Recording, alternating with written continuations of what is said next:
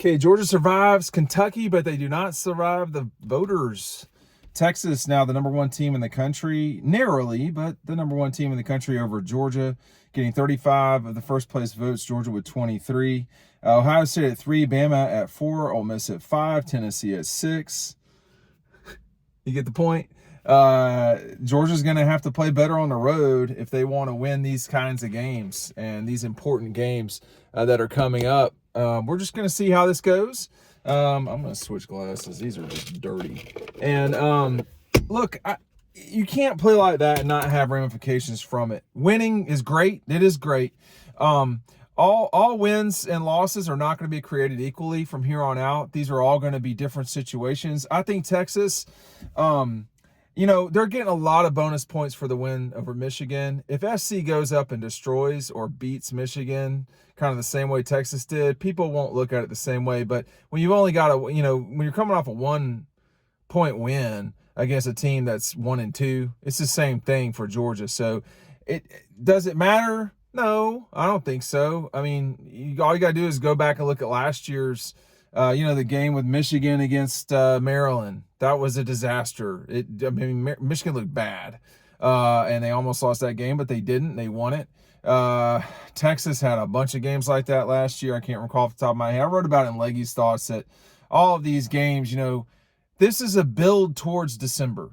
This is not, I remember why, Florida, Tennessee was so huge this week in September in the 90s, because the winner of that game could go on to win the national championship. The loser was out, basically. We don't live in that world anymore. This is really going to be about player development. Coaching is going to matter a lot from here on out. Like, can you get your team to do what you need them to do, want them to do, whatever however you want to put it. And, Georgia deserves to be number one, but there's another team that deserves to be number one as well. And I think you said the same thing about Ohio State. Alabama will get their chance to make the claim if they beat Georgia sort of soundly. That would make sense to put them up there. But you could have a situation where Georgia wins against Texas and loses to Alabama, or vice versa, and you don't have a clear number one. It's possible we don't have a clear number one for a while here. I think Georgia was the clear one until last night. And, we've been in the car all the way back for, a while now, and we finally have gotten to our breaking off point. I don't think that, I really think that if you, there's no reason to overreact. Even if they had lost, there's no reason to overreact to any particular game in the regular season. I can say that as long as you're undefeated. Once you grab a loss or two, then it is okay to start kind of doing at Florida State or Florida. I mean, they are a combined, I think, 1-5. Some problems going on there. That's an issue. And that's not where Georgia's at all. I mean, that's not where Michigan's at. And these seasons are long, man. Just the teams are going to have to take care of people. They're going to have to take care of bodies and all that. I mean, Kirby was very excited that Xavier McLeod could play. I think it was 16. Someone could correct me. 12 snaps or 16, whatever it was. That made a big deal for them to get some rest for other guys. And that's going to matter. Maybe not that night, but think about the Georgia that's going to arrive at Bryant-Denny. I would suspect you're going to have Mikael Williams. You're going to have Warren Brinson. Your defensive line won't be out 3.5 people, I would think. Now, you may or may not have Tate Ratledge. My suspicion is that he will not play against Alabama. I mean, I don't know. But the way that looked the other night, it didn't look like he's going to be playing a couple of weeks, maybe in November or maybe not at all.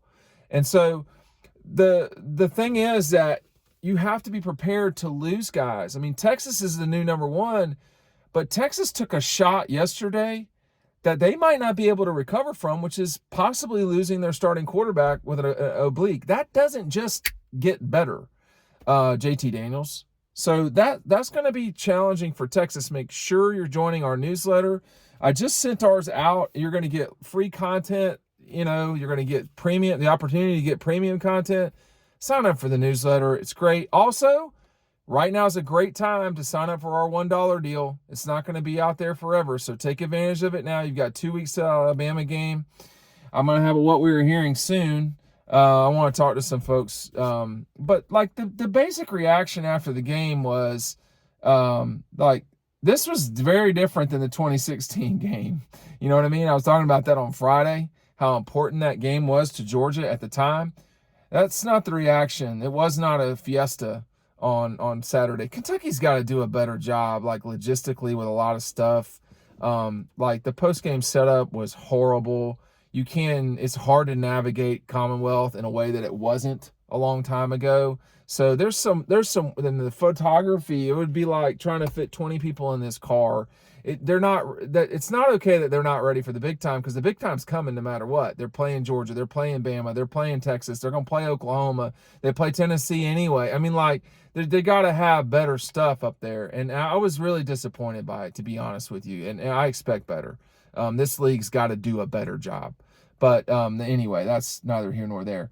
But, you know, don't get too handcuffed to any one win or loss. Or, you know, a win that felt like a loss, if y'all want to put it that way. This is a season where it's building. This is going to become much more like college basketball, which is, where did you play the game? You know, how are you playing at the end of the season? You know, all that stuff is going to grow. The games are actually going to get bigger. Like, if you just look at this, you know, the rankings today, you've got Georgia's going to play Texas, Alabama, Ole Miss, and Tennessee. Texas, Alabama, Ole Miss, and Tennessee. 4 teams that are in the top 6. The only team in the top 6 that they are not playing that they can play is Ohio State, and we'll just see about that as the season goes on. And look, Texas, if you want to make the case for Texas being number 1, they've got a legitimate case to make. I mean, like, but Georgia does too, and so does Ohio State, I would say. Alabama maybe, you know, but like, Ohio State and Alabama don't have wins yet, right? I mean, Wisconsin, come on. That was just like, no. So, but if Georgia had played Bama last night, they'd have lost by 17 or 20. I mean, like that. So, but you got to play the day that you're playing. And, you know, for Georgia, they've got to be more ready to go. And bad things are always going to happen in games. And I think last night what you saw was they definitely took punches. Some of the punches were self-punches. You know, Kentucky caused some of that, yeah.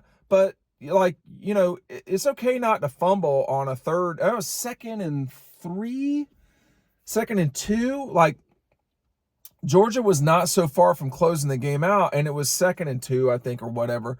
And the fumble from Carson to ETN, and then you're 3rd and 7, and like, you know, like that 3rd and 7 was tough last night.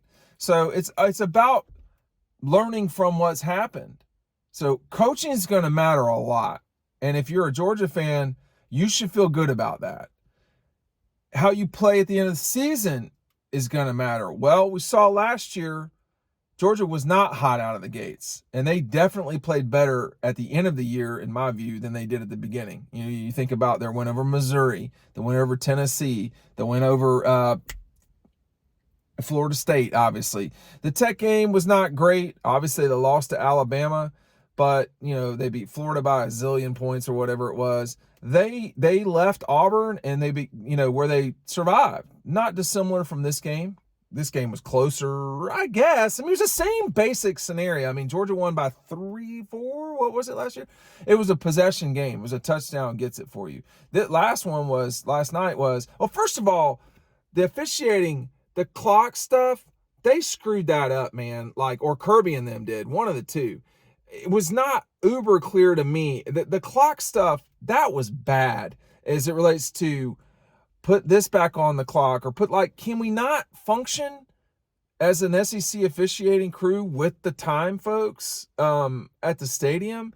And then, like, Georgia should have been able to run the clock out with a first down, and it didn't happen. Kirby explained that. I was the one that asked him the question.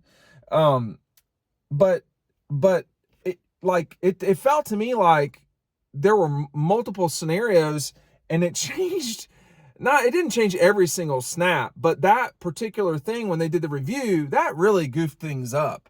And Kirby and them said they got it wrong. And normally I would say, okay, you got it wrong, but in this case, I have to say that was not overly. I mean, Ryan said to me that it was made clear over the PA, but I don't know, man. Georgia, they don't normally make a mistake like that, and they did last night. But the officiating flow was bad. It was bad. That game was 3 hours and 35 minutes. That's one of the longest 15 games Georgia's played with Kirby. And it's not like they were throwing the ball everywhere. They weren't. Neither team was scoring. Like, there weren't a lot of breaks in terms of the game. But every time there was an instant replay, like they instant replayed what was quite obviously, after you just look at it once, even on the field, honestly, the pick six, it didn't take that long to see that was not a pick six. So the officiating was straight up poor last night. Now, I'm not the decisions on the field, but the administration of the officiating was bad. And, that's got to get better. You should not have a 3 hour and 35 minute game. And yeah, some of it's TV, but no, I mean, Georgia's played on TV plenty of times and not spilled over that long without it going into overtime or something like that. But I think this top cluster, I mean, Tennessee for me is a deadly team. Missouri's looked really good. They struggle a little more with Boston College than I thought they would. But as we go into the season, can you be consistent? Last night was the first time Georgia's not been consistent this season. In my mind, they were not great on offense against Clemson, but they were moving the ball more than they did against Kentucky. But that was not a road game, and there's all different variables that are going on almost all the time. Every play, there's a different variable. But Georgia just has got to become more consistent for November and December, not September and October. This has become English Premier Football, and it's about the build. It's not about the moment, that particular second of time, because had they lost, it would have been costly, I guess, but not if you win the rest of your games. So I think people are going to be making too much of it. That's my suspicion. Anyway, thanks for watching.